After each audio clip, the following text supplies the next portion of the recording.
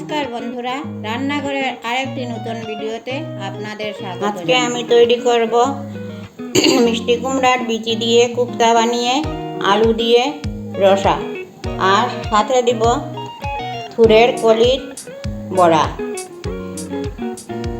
কুপ্তার জন্য এখানে আমি নিয়েছি মিষ্টি কুমড়ার বিচি, আর নিয়েছি থুরের কলি সিদ্ধ করে নিয়েছি, আর 2টা মিডিয়াম সাইজের আলু সিদ্ধ করে নিয়েছি। এখন আমি মিষ্টি কুমড়ার বীজ এবং এই থুরের কলিগুলোকে পেস্ট করে নেব। মিষ্টি কুমড়ার বিচির কুপ্তা বানানোর জন্য এখানে আমি এই বিচি আর থুরের কলিগুলোকে বেটে নিয়েছি। এখন আমি একটি বাটির মধ্যে এইগুলোকে ঢেলে নিচ্ছি। এইটা হলো কলার থুরের কলির পেস্ট, এইটা মিষ্টি কুমড়ার বিচির পেস্ট। আর এখন নিয়ে নিচ্ছি কুপ্তাগুলো ভাজার জন্য 1 চামচ আটা, অল্প লঙ্কার গুঁড়ো, অল্প হলুদ গুঁড়ো, আর অল্প পরিমাণ নুন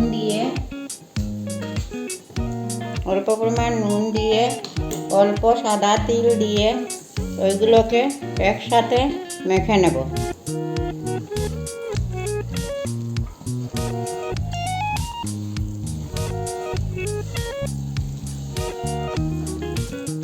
খুব ভালো করে মেখে নিতে হবে।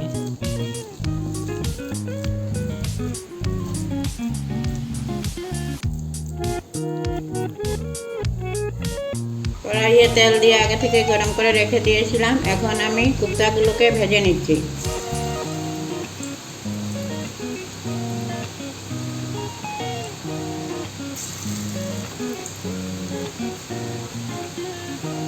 আমি যেইভাবে কুপ্তা তৈরি করছি আপনারাও সেইভাবে তৈরি করতে পারেন, বা আপনাদের নিজের মতে তৈরি করবেন। একে একে সবগুলি কুপ্তাই আমি কড়াইয়ে দিয়ে দিচ্ছি। সবগুলি দিয়ে দিয়েছি। এখন এইগুলোকে কম আঁচে উল্টে পাল্টে ভেজে নেব। তো লাল লাল করে ভেজে নিতে হবে। মিষ্টি কুমড়া এমন একটা সবজি যার পাতাও খাওয়া যায়, ডাঁটাও খাওয়া যায়, বীজও খাওয়া যায়, বাকলটাও খাওয়া যায়।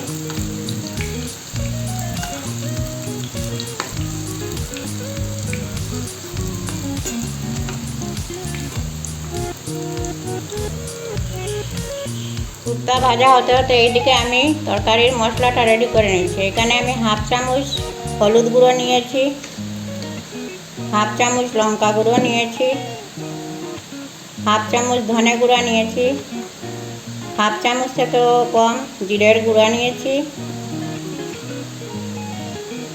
অল্প পরিমাণ গোলমরিচের গুঁড়ো নিয়েছি, আর নিয়েছি নুন। আপনারা আপনাদের স্বাদ অনুযায়ী নুন নেবেন। আর অল্প জল দিয়ে এইটাকে আমি খুব ভালো করে মিশিয়ে নেব।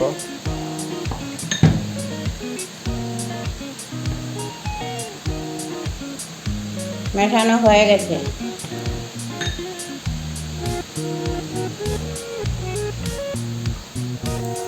কুপ্তাগুলো ভাজা হয়ে গেছে। এখন আমি নামিয়ে নেব।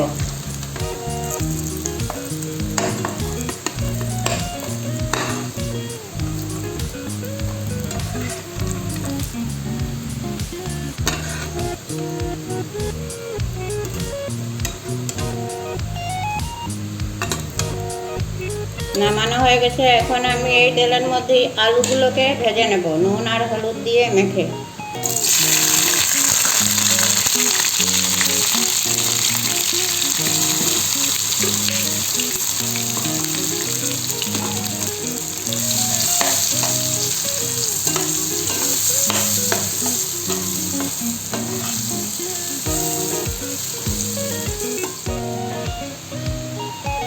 আলু ভাজা হয়ে গেছে, এখন আমি আলুগুলোকে নামিয়ে নিচ্ছি। আপনাদের যদি আমার এই রেসিপিগুলো ভালো লেগে থাকে তাহলে লাইক, শেয়ার, কমেন্ট করবেন।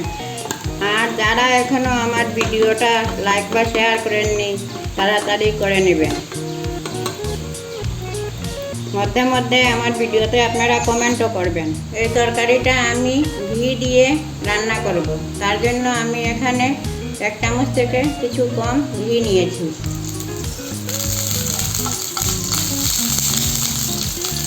এখন দিয়ে দেব 2টা আস্ত শুকনো লঙ্কা,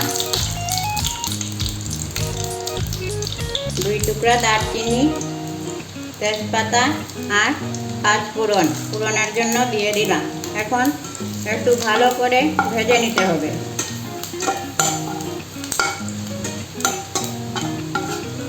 লাল করে ভেজে নেব। এখন আমি দিয়ে দেব গুলে রাখা মশলাগুলো।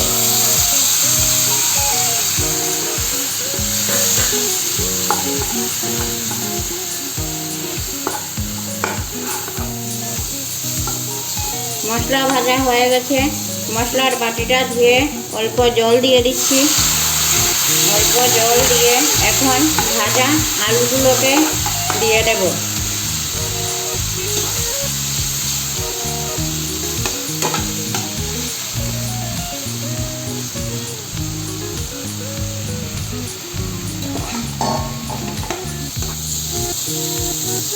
আলু মশলা সবগুলি ভাজা হয়ে গেছে, এখন আমি অল্প ঝোল দিয়ে দিচ্ছি। ঝোল দিয়ে কিছু সময়ের জন্য একটা ঢাকনা দিয়ে রেখে দিচ্ছি। 5-6 মিনিটের জন্য রেখে দিলাম। তরকারি হয়ে গেছে মনে হয়। হ্যাঁ, এখন আমি দিয়ে দেব এই টুকটাগুলো দিয়ে অল্প গুঁড়ো দুধ আর অল্প পরিমাণ দারচিনির গুঁড়ো দিয়ে দিচ্ছি। এখন এটাকে খুব ভালো করে নেড়ে চেড়ে 1 মিনিটের জন্য রেখে দেব, বড়াগুলো অল্প সেদ্ধ হওয়ার জন্য।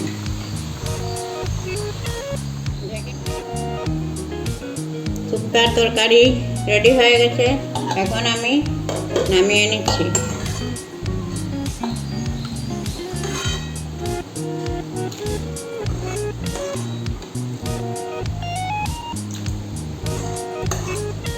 আপনারা যারা আমার ভিডিও দেখেন আপনাদেরকে অনেক অনেক ধন্যবাদ।